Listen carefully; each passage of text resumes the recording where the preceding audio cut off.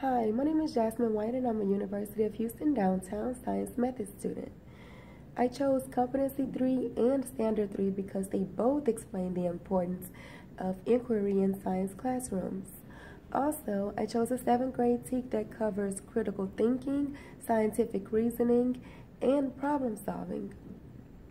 Now, to engage my students in this unit, I plan to use different types of inquiry, such as open inquiry, where my students will be able to explore using different types of materials and possibly create a self-conducted experiment.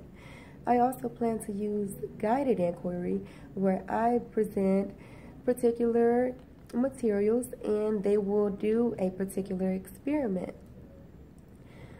Now, one of these experiments could possibly be slime or creating a race car.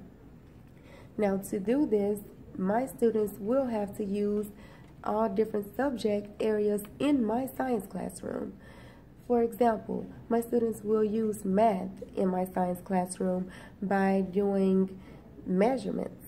They will use a stopwatch, they'll use a yardstick, and they'll even use conversions. Also, my students will use language arts in my science classroom by making sure their observations are accurate, using the correct spelling, pronunciation, punctuation, and even incorporating a children's book into our lesson. Lastly, to use language arts in my science classroom, my students could possibly write a short story about an experiment they've conducted. Another subject that we're going to use in my science classroom is art. Now, using art would be my students using creativity by adding glitter or a specific color that they like to their slime. Also, they could decorate a helicopter that they're going to use in an experiment or individualize a race car that they're going to use in an experiment.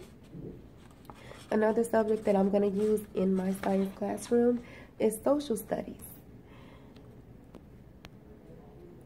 This may seem silly, but I would give my students to conduct an experiment using only materials from a particular time period. Another thing that I would do with my students is have them invent something that would be beneficial during a particular time period. Now, we've covered language arts, math, art, social studies, all in my science classroom. Thank you.